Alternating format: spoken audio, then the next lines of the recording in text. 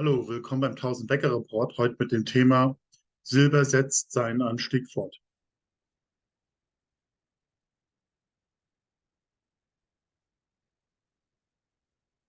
Disclaimer.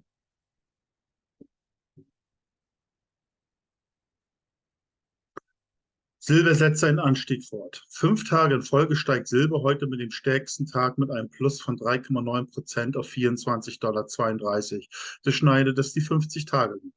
Analysten versuchen sich immer wieder am Silber, sehen es entweder fallen oder wenn es steigt oder umgekehrt. Silber ist ein im Preis leicht manipulierbares Edelmetall, leichter als andere Edelmetalle. Auch das gilt in beide Richtungen. Ob Silber nun $10 kostet oder $50, ist den Großbanken egal. Sie können den Kurs dahin bringen, wo es ihnen gerade passt. Wenn es fällt, gehen auch die Junior Gold Aktien bis in den Bereich unter 10 bis 1 Cent. Steigt Silber ein paar Monate, können Junior Gold Aktien auf $1 oder mehr steigen. Ob man jetzt Silber nochmal um $1 oder $2 drückt oder stetig ansteigen lässt, werden wir sehen. Wenn jedoch ein langanhaltender Anstieg Silber über 6 Monate auf $40 bis $50 steigen lässt, ist man mit Junior Penny Gold Aktien immer auf der Gewinnerseite. Ja, viele Statisten haben gesagt oder andere Kommentatoren auf YouTube, dass Silber möglicherweise jetzt Richtung $16 fährt. Ich denke, das ist physisch einfach nicht mehr möglich, wegen der Knappheit der COMEX. Der Druck ist einfach zu groß. Mit Chartleserei kommt man eigentlich meiner Meinung nach in dieser Situation nicht weiter. Meiner Meinung nach ist die beste Analogie, die Zeit ist jetzt soweit, Silber ist vom Ausbruch, vermutlich sind $27 relativ schnell erreicht. Dann wird weitere Dynamik aufgebaut. Silber könnte dann Jahresende bei $32 sein und vielleicht dann einige Monate weiter irgendwo zwischen 40 und 50 und sogar ein neues Allzeithoch generieren, möglicherweise gefolgt von einer Korrektur. Ja, das liegt einfach daran, es ist so unheimlich knapp. Wir haben so unglaublich große Nachfrage. Ähm, Da lässt sich nicht viel zu sagen und deswegen lagen wir jetzt auch richtig jetzt mit dieser Methode. Es wird mit aller Kraft versucht, im Zaum zu halten. Man muss jetzt einen höheren Silberpreis zulassen, damit ihnen nicht das Gesamtsystem um die Ohren fliegt. Und das ist eben dieser Punkt. Jetzt haben wir diese extrem unterbewerteten Gold- und Silberaktien noch. Die werden mit einmal Energie in den Sektor bringen und viele steigen von wenigen Pennies in den Dollarbereich oder viel mehr. Und die Unterbewertung ist einfach noch nie da gewesen, noch nie so groß. Und jetzt kriegen wir fast eine Verdopplung des Silberpreises innerhalb der nächsten 6 bis 8 Monaten. Das führt zu einer noch nie dagewesenen Gold- und Silberaktien-Rallye und insbesondere gerade die Penny-Gold-Aktien dürften überproportional, sofern sie gute Ressourcen haben, auch natürlich selbstverständlich, dürften überbanal profitieren. Also damit wird die Jahrhundertchance meines Erachtens möglich gemacht und es dürfte jetzt rasant aufwärts begehen mit den Gold- und Silberaktien. Ja, hier ein Silber-Zink-Projektgenerator aus Mexiko mit sehr großen Ressourcen, haben auch noch Polymetalle, also Zink, Blei und jetzt nur das Silber gemessen mit 10 Millionen Unzen angegeben. Hochgradiges Sold ergibt dann ein Potentialfaktor von ungefähr 80. Sie sehen auch, wie beim letzten Mal die Aktie profitiert hat. Sie ist von 5 Cent, also bei der letzten Goldaktienrallye 2020 von 5 Cent auf 50 Cent gestiegen. In wenigen Monaten verzehnfacht, ein unglaublicher Hebel. Vergleichen Sie das mal mit der Performance von Gold und Silber. Gold ist vielleicht im gleichen Zeitraum vielleicht 30% gestiegen.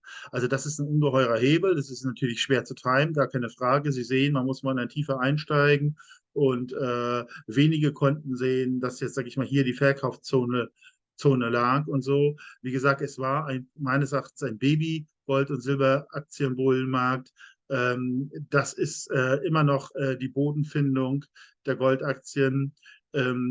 Und ich denke mal, wenn es einen richtigen Ausbruch jetzt gibt, kann diese Aktie auch in den $1-Bereich gehen und den Mehr-Dollar-Bereich, je nachdem, wie viel Dynamik hier reinkommt. Ja, meiner Meinung nach ist ein Unternehmen, das man kennen sollte. Natürlich wie immer keine Kaufempfehlung, aber es zeigt einfach auch, was für interessante Werte man augenblicklich noch kaufen kann und das schon trotz steigenden Silberpreises. Ja, nochmal generell zu Gold. Gold müsste eigentlich analog der 1970er Jahre auf 2000 $, also von 2000 $ auf 8500 $ steigen. Warum ist das so? Weil es eben 1979 passiert ist. Sie sehen das hier. Hier wurden doch mal alle Leute sozusagen rausgeschüttelt aus Gold und Goldaktien. Danach ging es um das Vierfache hoch, von 200 $ auf 850. Und irgendwo sieht diese Chartsituation heutzutage ganz ähnlich aus. Also wir sind ja hier 2000, auch 1000 korrigiert. Jetzt tastet sich Gold wieder in 2000 an. Das wird irgendwann nachhaltig durchbrochen werden. Das macht dann diesen Primäranstieg frei. Gut, die meisten Chartisten sagen, und die zitieren wir ja, steigt auf 2400, 2500 Gold, aber wie gesagt, die haben auch 10 Jahre Negativität im Gold- und Silbermarkt in sich. Man ist überhaupt nicht bullisch mehr für den Sektor. Ähm, Deswegen darf man auch nicht zu sehr überrascht sein, wenn es jetzt wie in den 1970er Jahren um das Vierfache hochgeht, sprich auf 8500 $ steigt. Ich sage nicht, dass es so kommt, aber das kann eben keiner sagen, mit welcher Wucht das geht. Auch möglich, dass dieser Anstieg auch kaum noch gestoppt werden kann. Ganz schwierig zu sagen.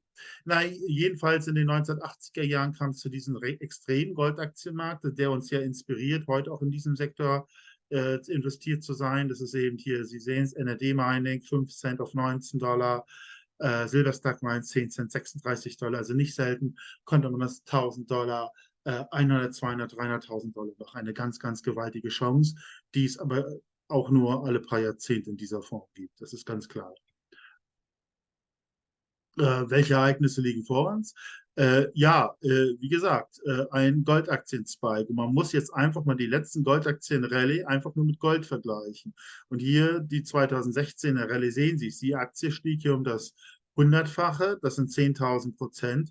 Und Gold stieg selbst nur um 30%. Das heißt, diese Aktie war sage und schreibe 350 Mal besser. Deswegen würde ich mal sagen, Goldaktien, Silberaktien gehören einfach wirklich zusammen mit Gold, wo man sich bewusst sagt, es gibt ab und zu eben Situationen, wo sie deutlich Gold und Silber ausperformen. Und man muss im Grunde genommen, das ist natürlich auch ein Learning, das weiß man auch im Nachhinein, man muss es im Grunde genommen wirklich investieren, wenn sie am Boden sind, wenn eine Eruption, also vielleicht auch einiges Gold investieren, das aussitzen, dann kommt dieser Bullenmarkt und dann im Grunde genommen wieder verkaufen und wieder mehr Gold hin zurücklegen. So könnte man das sehen, wie man das behandelt. Und das hätte bei jeder Goldaktienrallye hätte es so funktioniert. Das Dilemma ist ja oftmals, dass man gedacht hat, dass eine längerfristige Entwicklung wie zwischen 2000 und 2004 bevorsteht.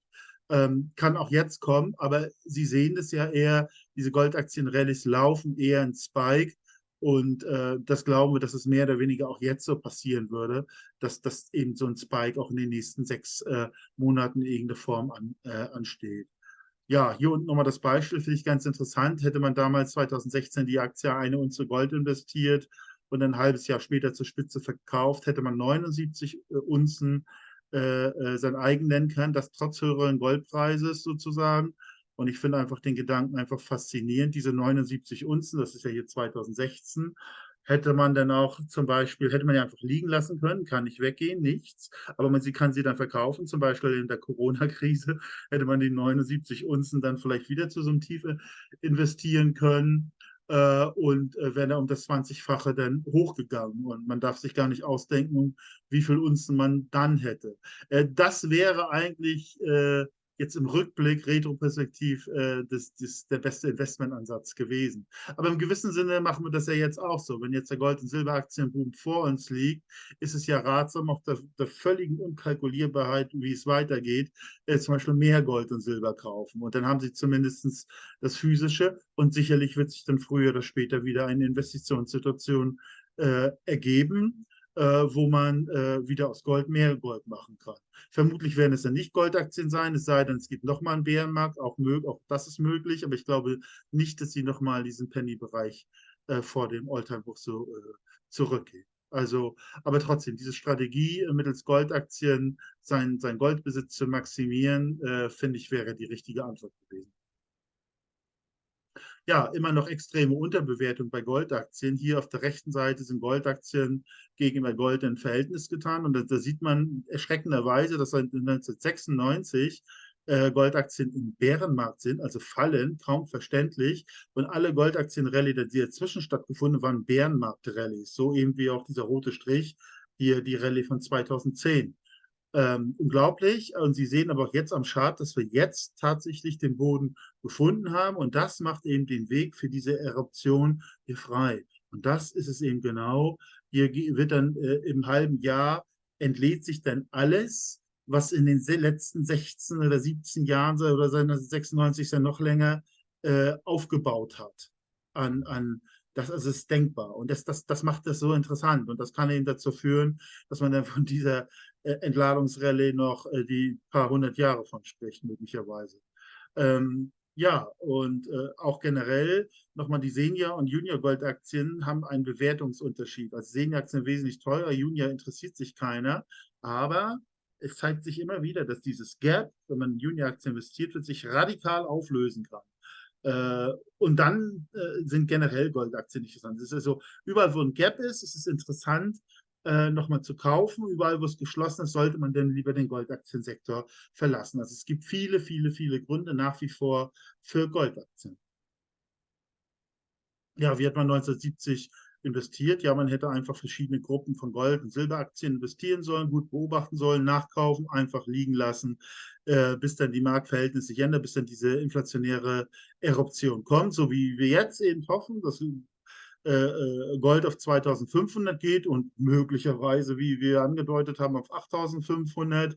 Da muss man eben natürlich davor investiert sein. Und dann haben sie auch solche Resultate. Wir haben hier angenommen, wir haben hier 43 Dollar investiert, haben das unser Geld verhundertfacht damals in diesem Boom und dann reinvestiert, einfach 1980 die Assetklasse gewechselt, weil wir damals gemerkt haben, Gold und Silber ist zu sehr nachgefragt, hätte denn bis 1999 $1 Million gebracht. Und das ist einfach eine unglaubliche Aussage. Man investiert 50 Dollar, man wechselt nur ein oder zweimal, macht was mit Banken und erzielt $1 Million. Also ein stressfreies Investieren kann ich mir nicht vorstellen.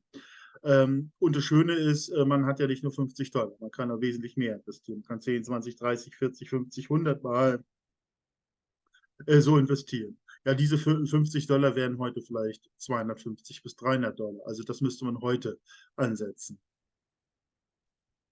Ja, tote Aktien. The Death of Equities. Das ist hier eine Schlagzeile aus dem Jahr 1979, genau aus der Business Week vom 13. August. Was wird damit gesagt? Im Grunde genommen ist es eine Indikation, die sich in irgendeiner Form wiederholen will. Also das heißt auf Deutsch gesagt, ähm, der tote Aktie, ja klar. Und im Grunde genommen war es das Ausstiegssignal, den Gold- und Silbersektor zu verlassen. Das war einfach im Grunde genommen eine Warnung. Also wir müssen im Grunde genommen im Gold- und Silbersektor und Aktiensektor und Gold und Silber halt investiert sein, bis wir wieder so eine Signalwirkung kommen. Vielleicht wird es die Bild-Zeitung sein oder who knows what. Und man schreibt, vielleicht klingt das dann so, der endgültige Tod der Aktie. Wenn sowas erreicht ist, solche Aussage Mainstream werden, wenn das wirklich so negativ ist, dann ist es Zeit, endgültig den Gold- und Silbersektor zu verlassen und sich schauen, ob man an der mit Standardaktien Schnäppchen machen kann oder auch andere Anlageformen wie Wohnungen, Häuser, Firmen, whatever. Aber das wäre damals richtig gewesen. Finde ich sehr signifikant. So lange muss man im Gold- und Silbersektor sein und dann kann man günstig einsteigen. Beziehungsweise man hat große Gewinne gemacht. Ich bin der Meinung, der Dow hatte, glaube ich, auch 1976 auch noch mal ein Tief. Also es war nicht das absolute Tief, das war nur im Verhältnis zu Gold so ein Extremtief. Das ist auch eben hier sehen, das ist dieser Punkt, wo man eben eine Unze 850 Dollar gekostet hat und ein Dow auch. Und das wäre jedenfalls der entscheidende Umstiegspunkt gewesen. Und im Grunde genommen, das ist die Aussage. So lange müssen wir in diesem Gold- und Silbersektor sein, bis man wirklich sagt, oh ja, Aktien haben, also Standardaktien, diese Art Investitionen haben absolut keine Zukunft. Dann wissen wir, die Zukunft für Standardaktien hat begonnen und wir müssen den Gold- und Silbersektor verlassen. Ja, Fazit, Multiplikation der Gewinne aus den Ereignissen. Wir wissen im Grunde genommen, jedenfalls ich halte das für relativ wahrscheinlich, dass früher oder später, Eger von Greyerz sagt, Mike Maloney, den folge ich. Meiner Meinung nach nicht sehr seriös. Die sagen mehr oder weniger, Gold wird $8.000 maximale heutige Kaufkraft haben, Silber 300. Das heißt, das muss eigentlich unser Ziel sein, dieses Metall zu maximieren. Und wie tut man das mit der jetzt anlaufenden Goldaktienrallye, weil eben Gold- und Silberaktien wesentlich stärker laufen. Aber sie laufen nicht durch bis zum Ende, sondern es geht in Schüben, wie ich ja vorhin schon erklärt hatte, in 6 bis 8 Monaten. Aber dadurch haben wir die Chancen, dass wir eben, wie ich ja auch aufgezeigt habe, dass wir in was investieren, was 100-mal besser ist als Gold und Silber. Und das heißt, wir können wesentlich mehr Gold und Silber kaufen, die dann irgendwann in den nächsten Jahren oder who knows, whenever das passiert, auch wiederum ihre Maximalwerte erreichen. Das heißt, wir nehmen $200 und dann investieren wir jetzt in Goldaktien, wie zum Beispiel die beschriebene, nur als Beispiel, die steigt vielleicht, wenn Gold bei 2005 ist, um 25-fache, kaufen zum Beispiel mehr Gold und Silber, das wiederum bis zu diesen Maximalwerten dann nochmal insgesamt um die vierfache Kaufkraft zulegt. Wir wissen aber, wenn die Maximalwerte erreicht ist, ist es von Implosionen, Preisimplosionen immer begleitet. Das heißt, da müssen wir sehr aktiv gucken, in was können wir wieder klassisch investieren. Standardaktien, Immobilien, whatever, Firmen. Das muss man sehen. Jedenfalls, das würde dann als Hochrechnung heißen, wenn wir entlang dieser Ereignisse investieren, können wir langfristig 1 Million Kaufkraft generieren, was vielleicht dieses langfristig sind, vielleicht 15 Jahre unter Umständen. Jedenfalls halte ich das in jedem Fall die Antwort auf dieses unlösbare Rentendesaster, das auf uns zukommt, oder der ganzen westlichen Welt dazu. Ja, 1000-Becker-Report. Wir versuchen diese Aktien zu identifizieren, nach moderaten, hohen und sehr hohen Risiko das Ganze aufzuteilen. Wir haben eine Exit-Strategie entwickelt. Wir rechnen den Potentialfaktor aus Anzahl der Unzengrad des Goldes, Länder, Risiko. Bei weiteren Informationen, wenn Sie den Report interessieren, finden Sie im YouTube-Video-Anhang. Einlage von Gold und Silber via Sachwerte Einkaufsgemeinschaft, die sind immer an Gold und Silber kommen, keine Mindestinvestitionssumme. Eine Überweisung schon ist in der Schweiz zollfrei eingelagert, genauso leicht ist der Verkauf. Mit dem Broker sollte man zusehen, dass man an den Heimatbörsen handeln kann, zum Beispiel bei FlatEx.Giro kann man das, Toronto Stock Exchange, relativ günstig für 5,90 so ungefähr die Order und Swissquote ist halt für die Leute, die vielleicht noch ländermäßig diversifizieren können. Sie können auch mit Nicht-Schweiz-Wohnsitz da ein Depot öffnen. Ja, vielen Dank für die Aufmerksamkeit. Würde Sie bitten, meinen Kanal zu abonnieren, wenn Ihnen der Inhalt soweit gefallen hat. Vielleicht auch ein Like geben, die Glocke betätigen, dass Sie sofort über neue Videos informiert werden. Nochmal vielen Dank für die Aufmerksamkeit und bis zum nächsten Mal.